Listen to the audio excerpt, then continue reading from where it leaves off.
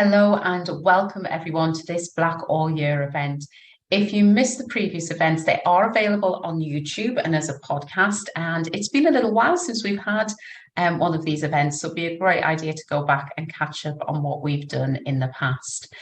If you are watching or listening to this after the event, then please like or subscribe, as it makes sure you don't miss any material and it helps others to find the content.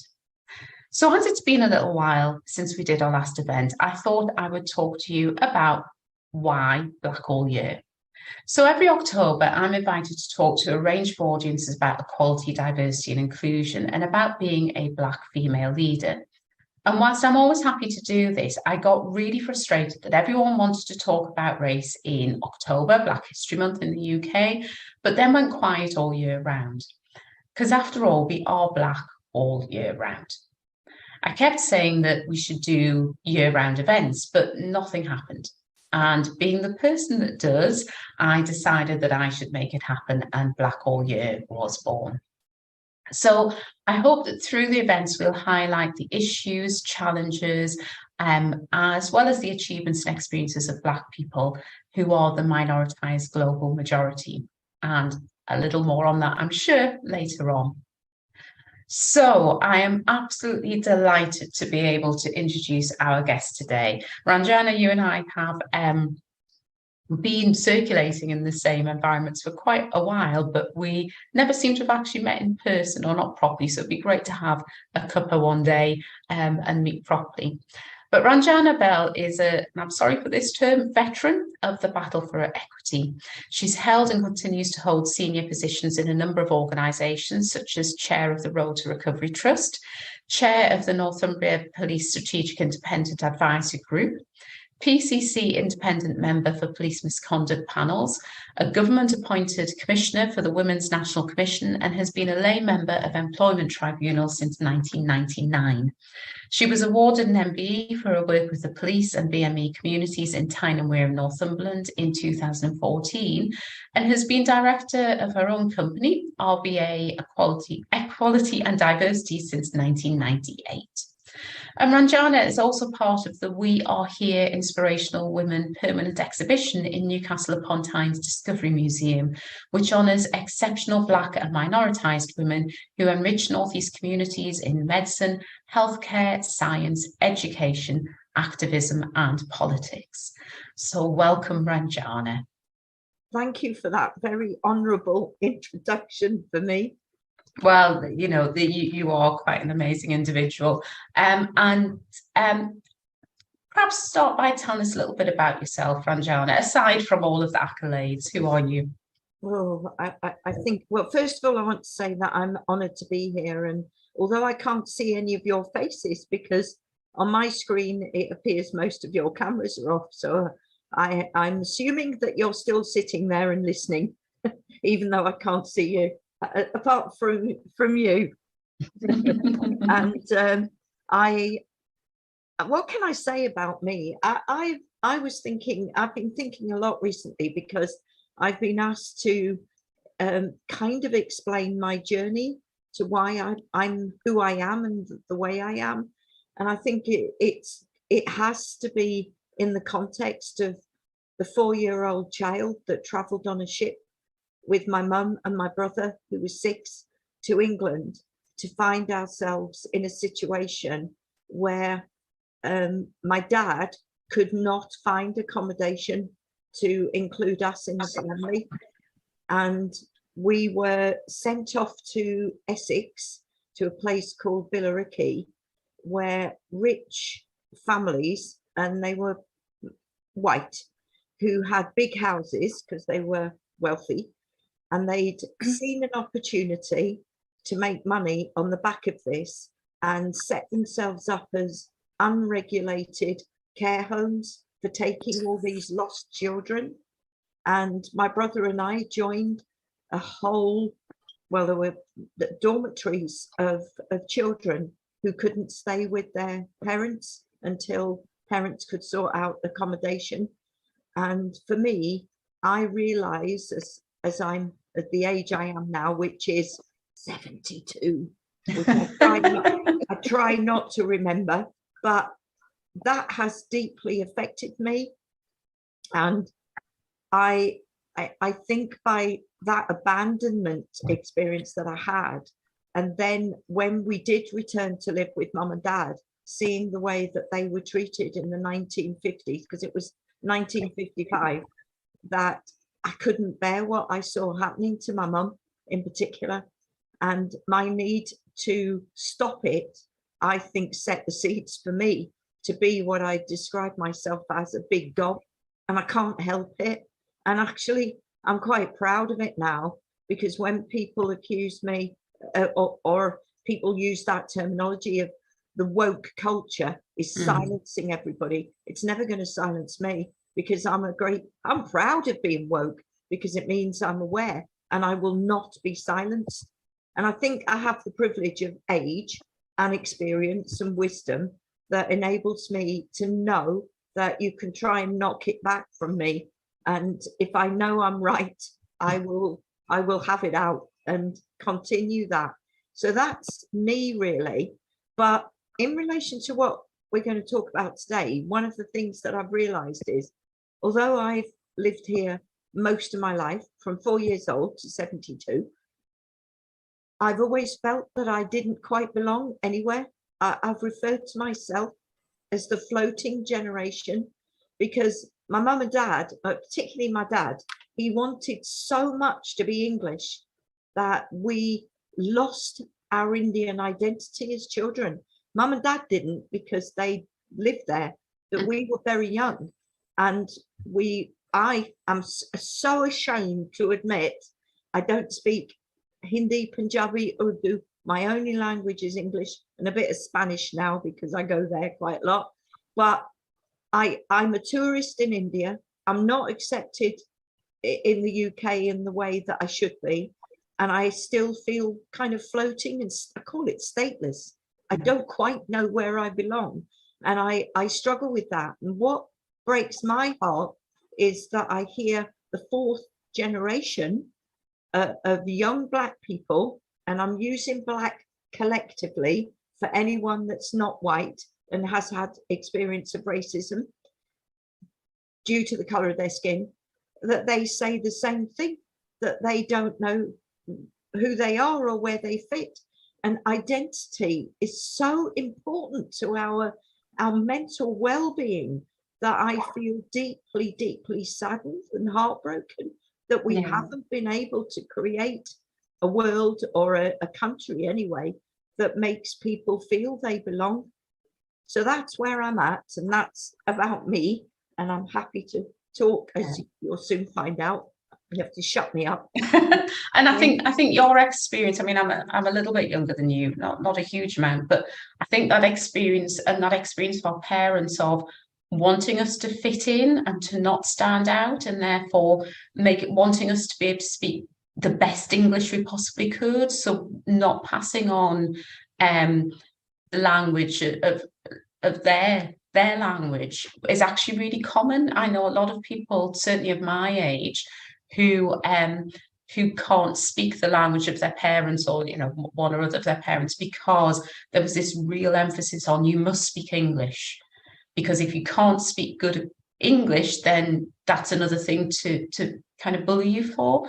And the ironic thing now is that we know that children who have multiple languages spoken actually pick up English really, really well. The more language you learn, the better you are at language.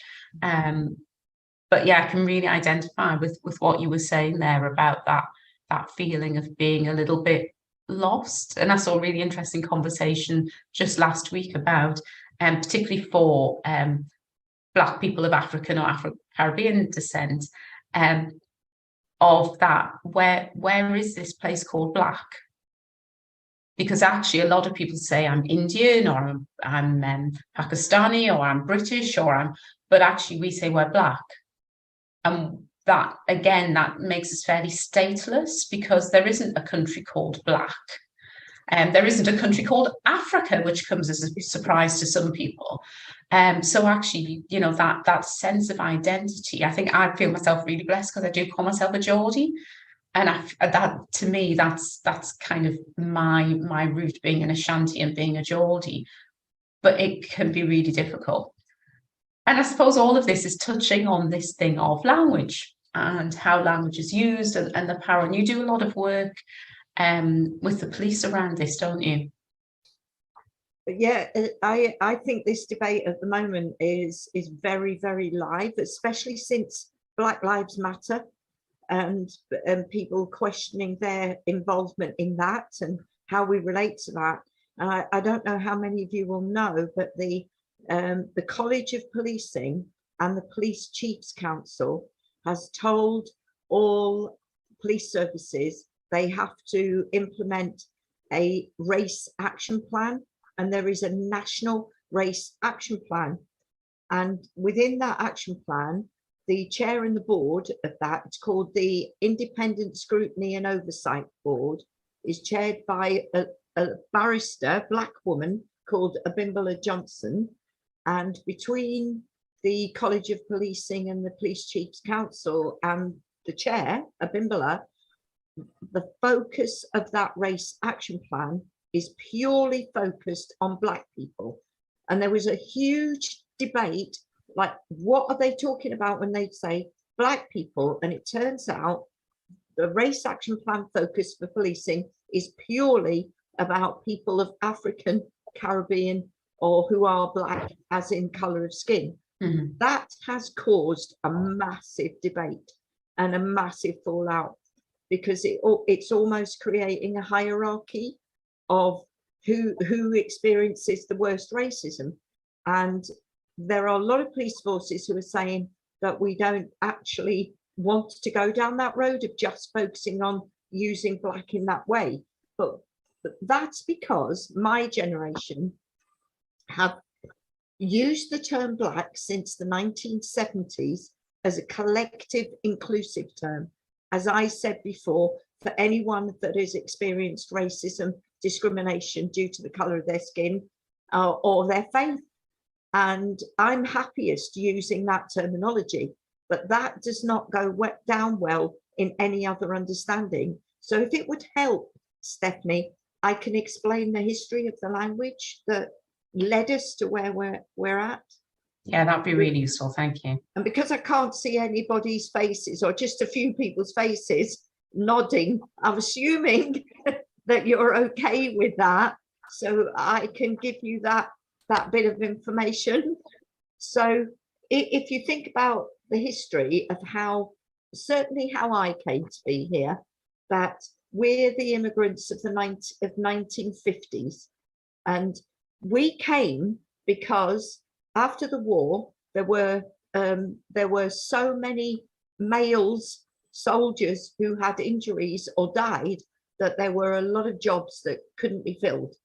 So the government went to recruit from the colonies to ask us all to come to England to do what I consider to be some of the most, well, I used to call them dirty jobs till somebody pointed out to me that I was being disrespectful to those occupations, but I wasn't being disrespectful to the people. It was just that that's what they were expected to do, like be on buses as bus conductors, or work for British Railways and things like that, the jobs that no one else wanted to do. And in the same way that disabled people who were coming back from the war had one particular job secured for them, which was to be a lift attendant.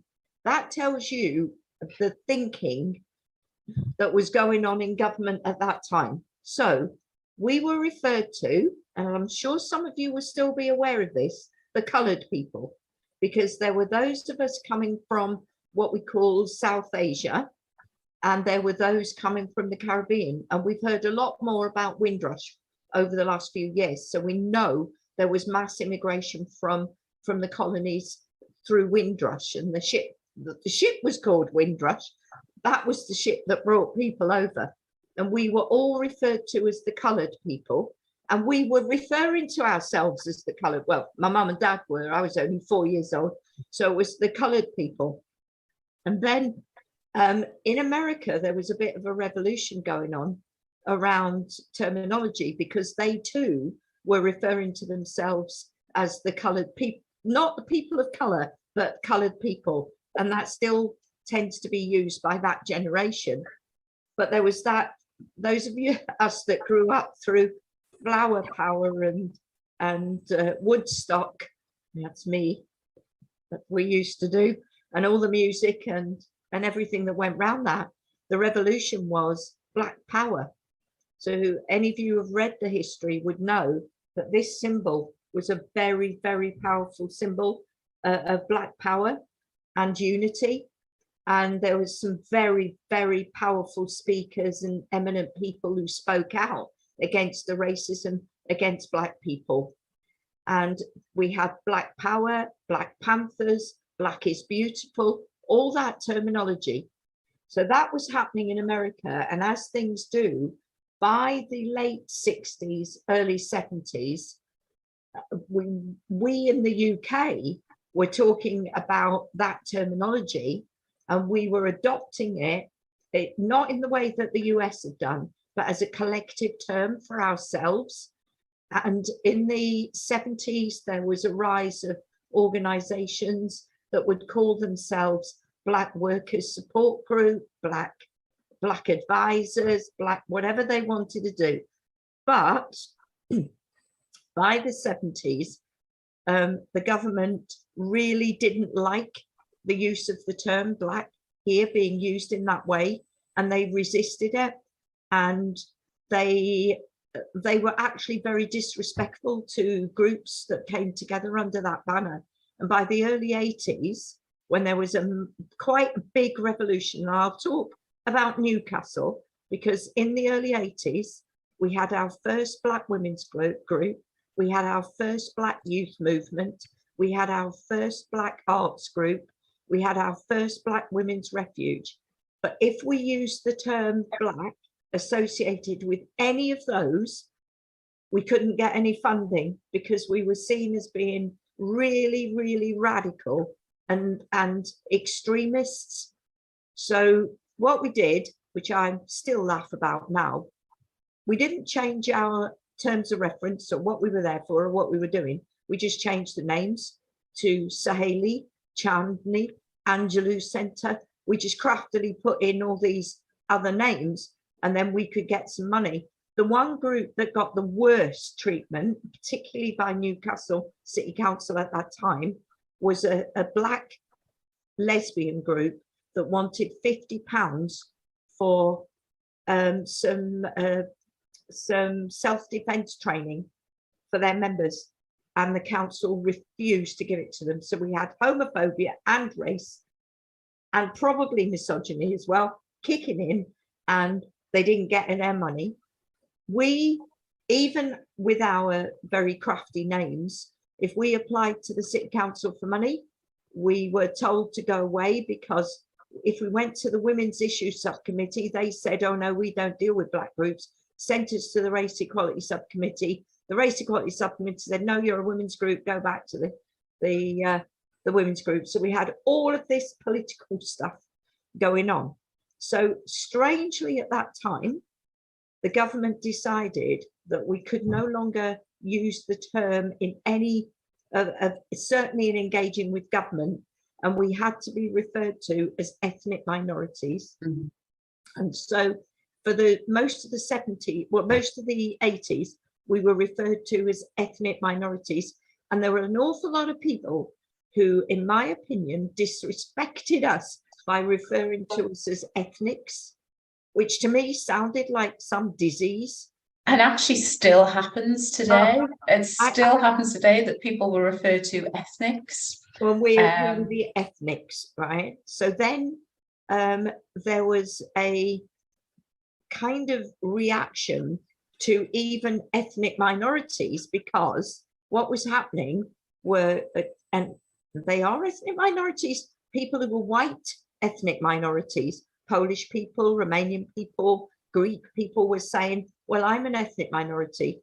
So, and I am being cynical here, but the civil servants who were sitting in Whitehall going, oh, we don't mean them, we actually mean the ones whose colour's not white. So what other terminology can we come up with?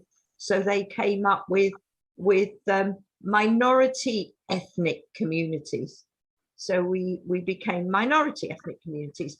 And at that time, I was working for Newcastle City Council, and I had to laugh because I had to reprint everything to change it from ethnic minorities to minority ethnic. It didn't change anything in practice, but they changed it.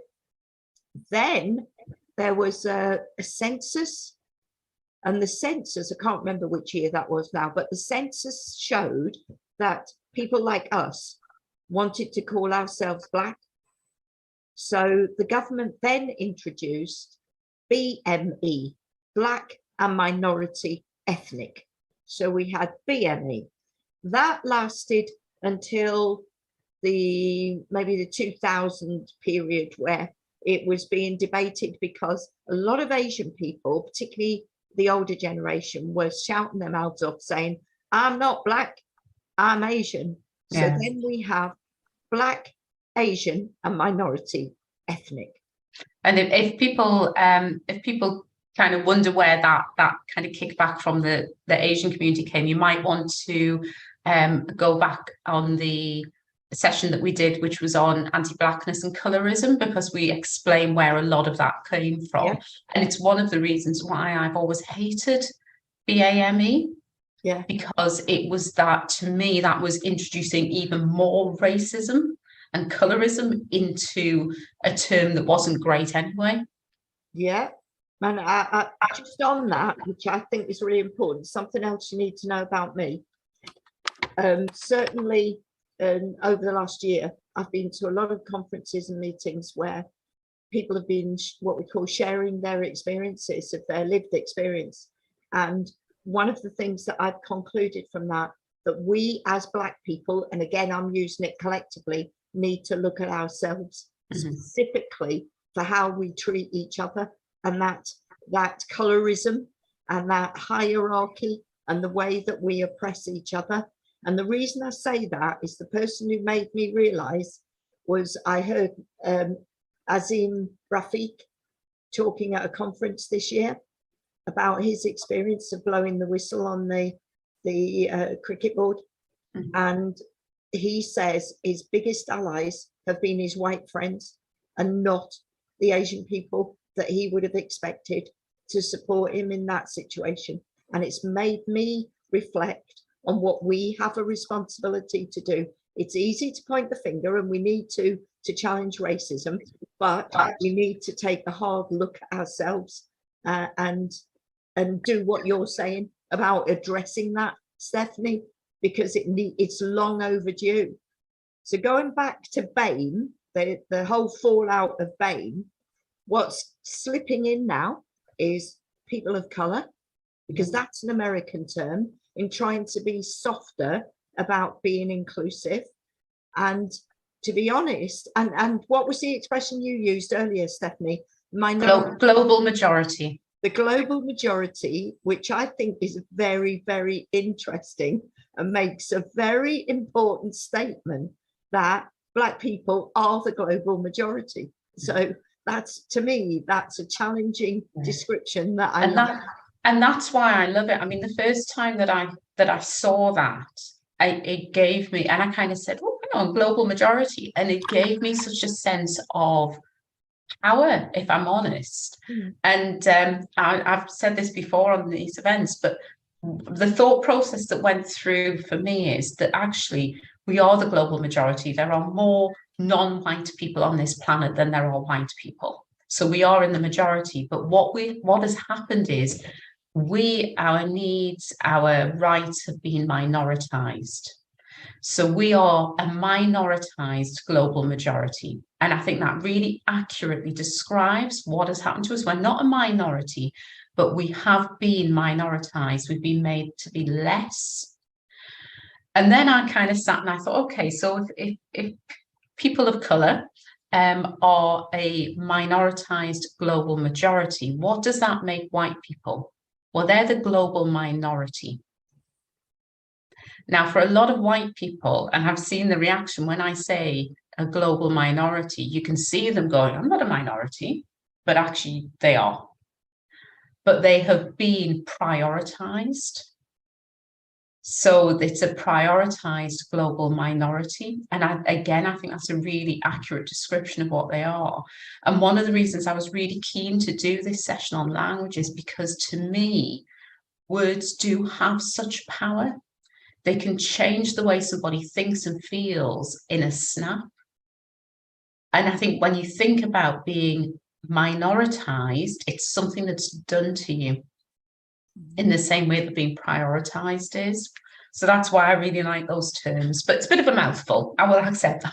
I mean, you might also see the term minoritized ethnic communities as well. I mean, there's a whole mixture of things going on. And if you're sitting there thinking, this is all too much, you know, how am I supposed to learn to understand any of this?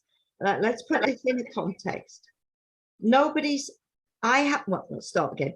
I have never met anyone who said someone spoke to me to ask what language I want myself to be described as. So let's get this clear. This is imposed language, apart from the global majority. It's all imposed language, and Black, because we chose that. We have been shut down and silenced every time we've tried to come up with something that would be acceptable to us. So what we end up doing, I apologize, does it look like I'm sitting in a dark room? It's all right, we can still see you.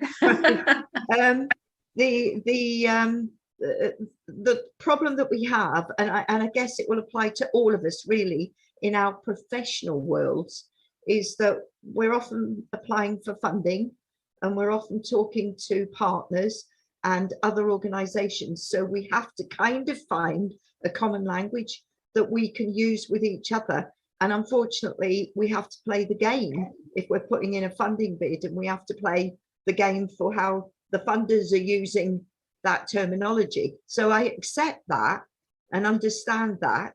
So if you think about it, how often do people get traumatized in thinking, oh, I'm going to meet a group of people and I might say the wrong thing. I don't know how they'll describe themselves. And we get that trauma. Now, what I'd say to you is that please try not to do that. If you use a piece of language, whichever one you choose for your organizations and yourselves, explain how you're using it, which is what I do. And then if someone says to me, well, I don't like that, I apologize.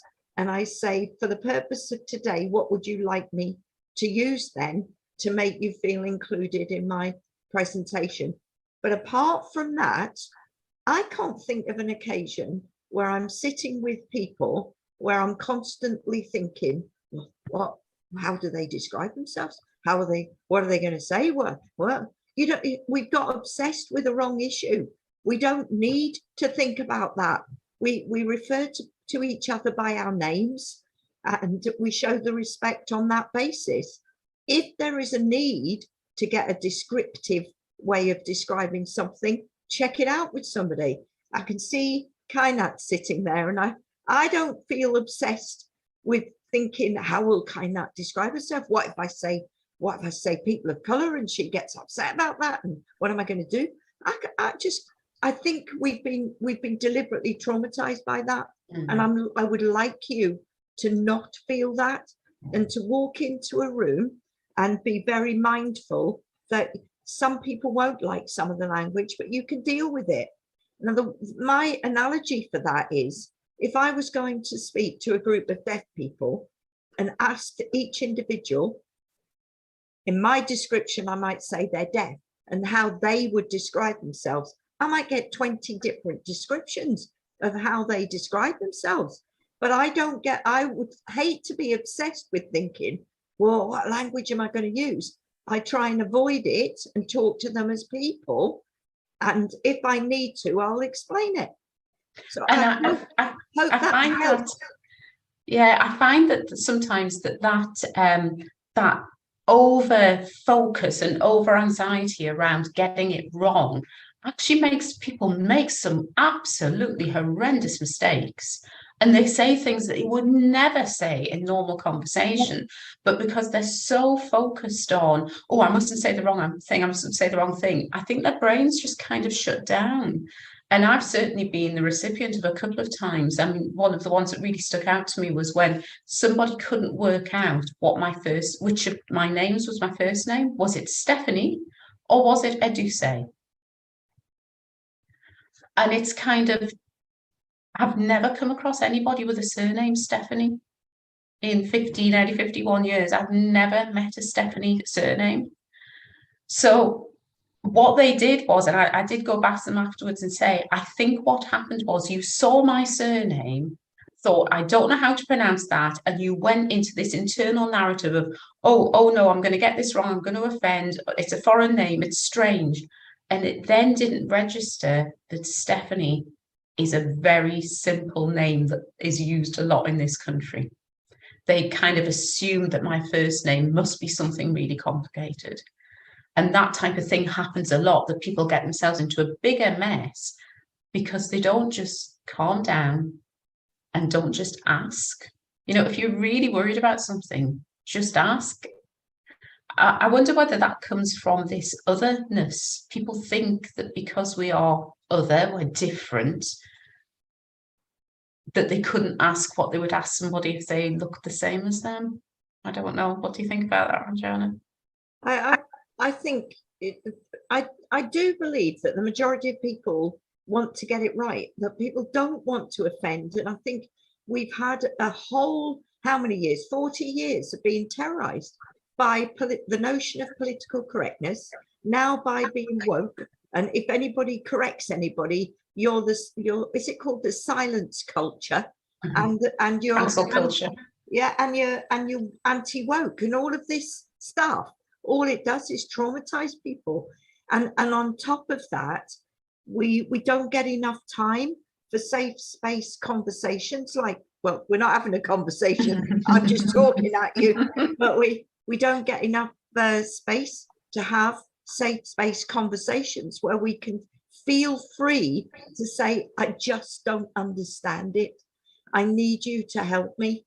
And it's all, even in organizations, the public sector, the voluntary sector, nobody's got time to give to this, to actually doing it. So all credit to you, Stephanie, for setting this up, because this is more time than even police officers get with their online 90 minutes of E&D training. You know, all of that kind of stuff is what we're up against.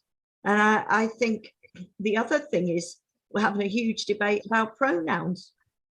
And if you know, a lot of people just don't understand the importance of that and what that means. And I think we need to have some sensible conversations around it. And we also, the trans discussion that is so toxic is going on, which again, we need to have those discussions about what does it all mean? How does it impact on my organization? How does it impact on me? How does it impact on the world?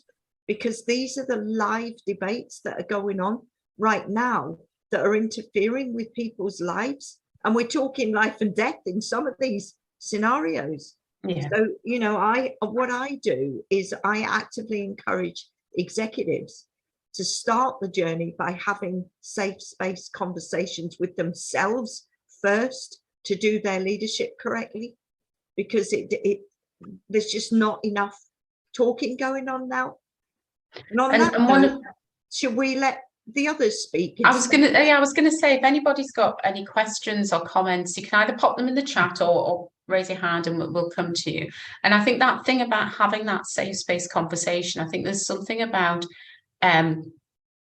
well, I think it works on all sides. Don't like the term sides, but actually for me as a Black person, if somebody says or does something wrong, to come at them from a place of kindness first. So I'm going to correct you, but I'm going to assume that you've done that through a lack of knowledge and not through malice. But equally, when I do that, and that's what I try to do, what I'm sometimes met with is real defensiveness, which becomes attack. So actually, if somebody corrects you and corrects you in a way that comes from, I just want to tell you that that's not acceptable, and you know, just for future reference, they're not attacking you. Try to get rid of that ego and that defensiveness and listen and just apologize. I think that thing of just, like you said earlier, just say, I'm really sorry. What's a better way of expressing that? And learn from it. Because if not, we get into this battle. So has anybody got any kind of questions that they'd like to ask, or points that they'd like to make? While people are thinking and plucking up courage and things, interestingly, the other thing around BAME, or Black, Asian, minoritized ethnic, is this idea of clubbing everybody together. And then there's, I think it's easy for institutions and companies to then think, oh, well, they're all the same. And as you and I know, we are all very different. There's huge differences in ethnicities and cultures. And to say, oh, well, the BAME people, as if we're all one country and we all eat and think and talk the same, is really flawed when it comes to a lot of these things. Tyne, I see you've got your hand up there. Hi. Oh, I can't actually hear you, Kainat.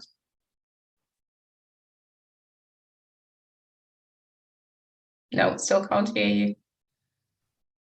We'll come back to you. Anybody else? Is that me? Have I silenced you with my continual big dog talking? You know, I wish I... Sarah or Sarah's got a hand up as well. Sarah. Just to say that thing you said about not really feeling like you fit in anywhere, I think I can definitely, because I'm a first generation, but my mum wanted me to speak Farsi, so I still speak Farsi. I can't read or write it, unfortunately, but whenever I visit Iran, I don't feel fully Iranian, and then in the UK, I don't really feel fully British, and then you kind of think, well, where do I sit in? And I wonder if there is a new community of us, of people who, I don't know if it's like the diasporic community, where we are kind of just, I don't know, maybe the bridges between these two cultures. But yeah, it's kind of, yeah, I think that thing that you said about being the floater generation, it is quite, yeah, you feel a bit stateless in it. So yeah, thanks for sharing that. And I can definitely echo what you're saying with my personal experiences. If I was in the room with you, I'd give you a big hug. Even I'd have to ask your permission before I gave you a big hug, of course, but I would like to, because it really breaks my heart that your generation, you're younger than my, I'm looking at you, I'm guessing, you're younger than my grandchildren. And I hate to think of them not knowing where they belong. And if you take this to an extreme, and it is an extreme, when people in Whitehall, not White House, in Whitehall are trying to work out why black kids are killing black kids and why stabbings and all those horrendous things that are happening, is that they need to look at how that generation, fourth generation, still don't feel they belong and fit. They're being damaged by the exclusion that they are experiencing. I'm not condoning anything that they do, but there are some things that need to be fixed and healed, and they're not happening. And I just Sarah, I feel sad that we have to have that conversation. Yeah, Kainat, do you want to try speaking again, because I have had a little fiddle around, so you might be able to unmute. No. So Kainat's actually said, regarding safe space conversations, what can organisations do to create safe spaces for calling colleagues in around language, and what could that look like? And then that I touched on how we can become targeted when we address our colleagues on language, and that can feel jarring. So how can we be able to feel safer to raise those conversations? Would you like me to? Yes, please.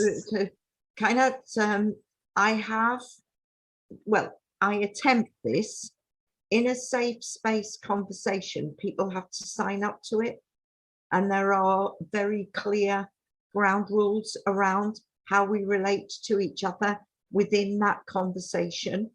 And so far, all I can say is that it's managed. I've been able to facilitate and manage that, because unless people feel able to say that thing that we might not want to hear, because often I think, oh, are they really saying that? But I wouldn't display that, because it's coming from a good place, saying, I just don't understand.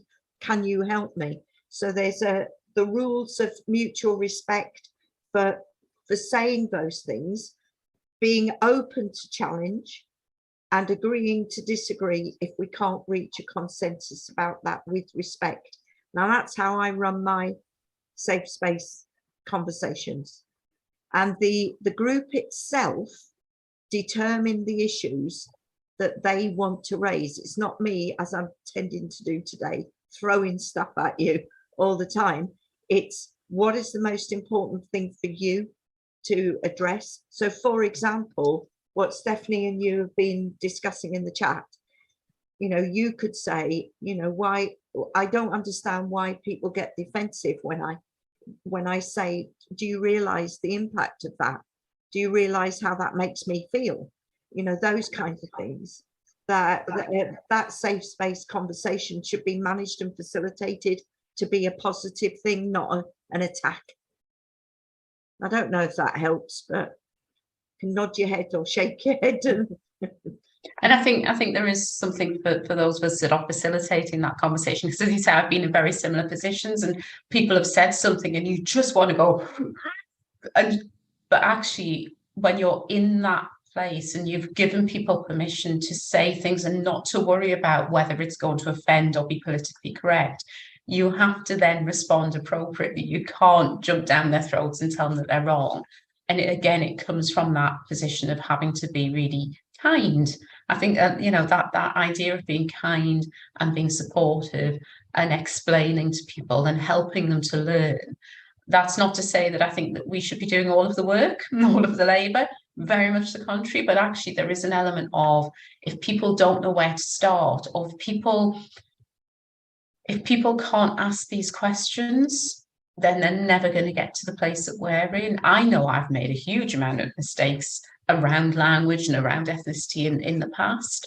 And that's okay, because I learn, and each time I make a mistake, I learn, and hopefully I don't repeat the mistake. Or if I do, I go, I'm really sorry, that was a slip of the tongue. I know it was wrong and I correct myself.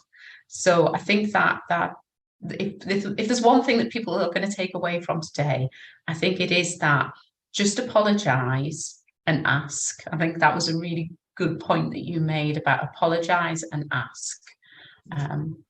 So around language, and I'm really interested, when you're doing some of this work, what are some of the questions and points that other people have come up with when you're doing some of this work around language? Well, it's always interesting, because these safe space conversations are not just about race.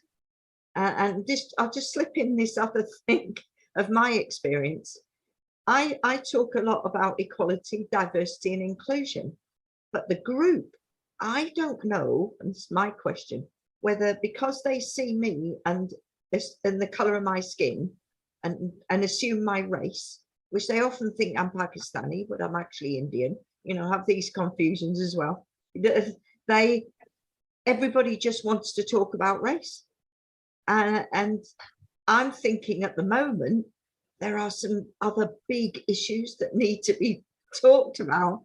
And I have to direct the group back into talking on the wider basis when it's not just a session on race. Mm-hmm. So I've concluded that it's possibly because of me, but how will they see me? But it could be that race is still the biggest issue for them. So questions about Black Lives Matter, what will I call people? You know, and the big question, why do we, us, always make everything about race? Nice. When they have, that's interesting. Yeah. Yes. Things like, it's what about me? White lives matter. What is white privilege? I don't have privilege. I'm a poor person. Those are the kinds of things around race that we're talking about. Yeah, and it's really interesting, isn't it? Because both you and I have particular ethnicities, and we're women. We could also be lesbian or bisexual. We could actually be trans. Yeah. We could be we could have a disability, but there is this thing of, well, you're black, so that's what you are, and don't step outside of that, and don't be anything else, because that's who you are. I often find, though, if you're white, you're allowed to be multiple things, but if you're black, you're black. And that is within our communities and externally as well. I think that happens. But I find exactly the same thing, actually, that when the word diversity particularly is raised, it brings to people's minds two things. I would say ethnicity and gender. So when you talk about having a diverse board, people will go, oh, well, we've got a lot of women. Oh, but most of us are white, or all of us are white. And I go, yeah, but how many of you have a disability? How many of you are young? How many of you are? Because actually that's all part of diversity. But there is a real tendency to think that the only thing about diversity is ethnicity and or gender. Right. And I think, I've recently been involved with some women's organisations in the police, like the women's support group, for me, the difficulty I have about attending a women's group is I often find myself in the minority and I have to justify everything I say. Whereas when I'm alongside other women like myself who've done the journey in a different way, but we've done the journey, I don't have to constantly explain what I'm feeling and what I'm saying. And I find that very difficult. And to be fair to the white women who desperately want to learn, sometimes they ask to come into a forum where we haven't got the time to be there. The learners, the teachers and the learners, that's a different forum for me, because often the reason we get together is because we have very, very specific, painful journeys to talk. And I suppose that's part of the discussion that's going on around the trans debate about safe spaces for women. And I think we need safe spaces for us to be able to share our journeys and our experiences.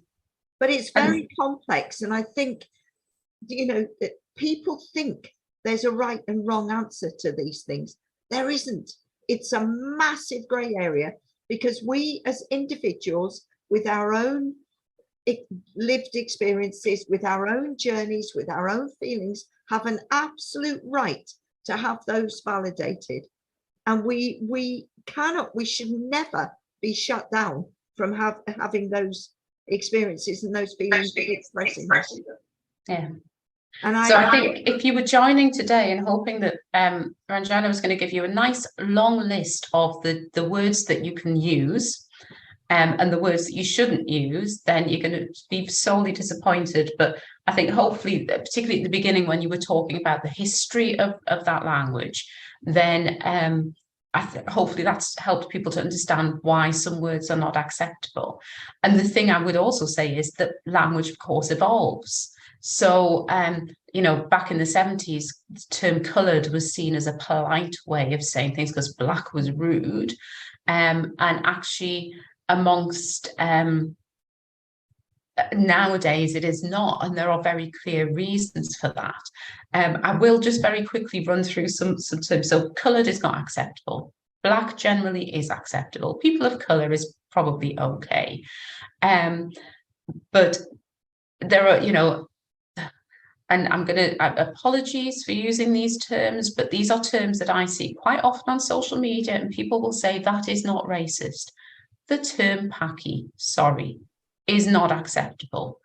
The word chinky, sorry, is not acceptable. And the amount of people that will say, instead of saying I'm going to get a Chinese meal tonight, will use that term and think there's nothing wrong with it. To me, they are pretty much on par with the N word, which I'm definitely not going to use. So, but people still think that terms like that are okay. Chippo, equally not acceptable. But there are a whole range of other terms that people will use, and it does very much depend on the individuals whether that's insulting or not. I know that somebody said in the chat, I think it was Sarah said in the chat, about the fact that in your organisation you use the term BAME, BAME, and that's accepted. I personally don't like it, and I've kind of said why I don't like it. In the organisation that I'm an employee of, I use a term, or we use a term of ethnically minoritized, because we've been people have been minoritized because of their ethnicity, and that's the term that we use, and it's a term that quite a few voluntary sector organisations in Newcastle have chosen to use. It's still got the flaw of it clumps everybody who's not white into one box, but it's a little bit more accurate a description. But I think it comes back to that thing that said of ask people how they want to be described. My sister, exactly the same ethnicity as me, does not like being described as black. Mm-hmm. She has some very negative connotations with the word black, and she doesn't like using that word. She never uses that term to describe herself, whereas I don't have those negative connotations, and I do. I've seen in the chat, Stephanie, the question about coloured being used in Southern Africa.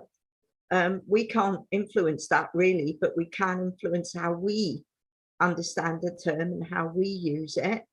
And I absolutely agree that it's time to talk about colorism amongst ourselves and take a hard look at ourselves and how we relate to each other. And I absolutely support that. And I just want to add another term to the ones that you were raising that are still here, half caste. Oh, God, yes. And I'm going to explain this because it's only in later life that I realised where the origins of these terms come from. When the British occupied India and the males set up families and had children with Indian women, they were referred to by their caste as half castes, and that was what the Indians used to it was a derogatory term to say that child was a half caste. It was never a polite term ever. Mm-hmm. And those communities themselves, who still exist today in India, called themselves Anglo-Indians, not half castes, because it was a derogatory term. And they referred to themselves as Anglo-Indians. And I don't know if you've seen it or been there or watched any programs. There are communities of Little England where the Anglo-Indian families who've gone on for generations live an English lifestyle, predominantly English lifestyle in India. So that's how they've adopted themselves. So over here, people wouldn't know that, would they? Then they use it in a way. And again, there's lots of discussions. There's mixed race, people of dual heritage, mixed heritage. Yeah, I personally prefer mixed heritage because actually I could be 3 or 4 different heritages or cultures coming together. I think dual is very specific and probably incorrect in a lot of times. And race, as somebody said, actually, that's why I use ethnicity rather than race, because we are one race, but we are different ethnicities within that. So I don't say mixed race either, because then actually what am I? Am I mixed alien with human? That'd be quite exciting. Actually, I wouldn't mind being that, but you know, I'm not. So thank you so much, Ranjana. That is almost our hour up. It's been a really, really interesting chat with you. And like I say, we will have to meet in person, have a proper catch up. As I said, this is being recorded and will be shared as a recording and as a podcast. So if you are watching this on YouTube or listening to the podcast, please like and subscribe to make sure you see our future events. Thank you so much for joining us. Thank you for your wisdom, Ranjana. I'm making you sound very old and you look about my age. Sickening. You know the truth now. But thank you so much. Thank you, everybody, for joining us. We will be having another event in about a month's time. But as I've popped in the chat as well, if there's any suggestions of topics that you'd like us to cover, please let me know, because I'm really keen to make sure that this conversation keeps going. And equally, if you know of any fantastic speakers who can speak on those topics, that would be even better. So thank you, everybody, and take care.